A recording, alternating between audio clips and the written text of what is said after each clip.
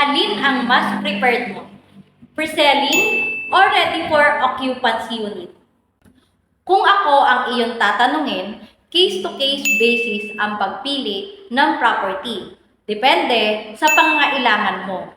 Ang kagandahan ng pre-selling property, mamimit mo yung introductory price ni developer. At the same time, makakapili ka ng sarili mong block and lot o target mo na unit. At syempre, expandable ang payment terms natin dito. Usually, ang target turnover po natin dito ay 3 to 4 years pa. Monitor mo din ang unit mo dito. Bagong-bago pa kapag lilipat ka.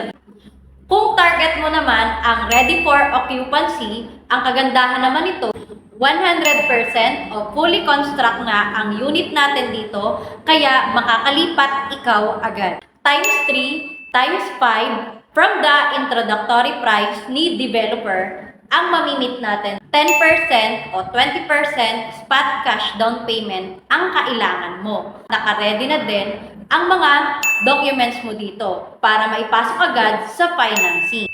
Kung kaya mo nang umpisahan at kaya ng budget mo, pre-selling man ito or ready for occupancy unit, mas maganda, simulan mo na. Follow for more!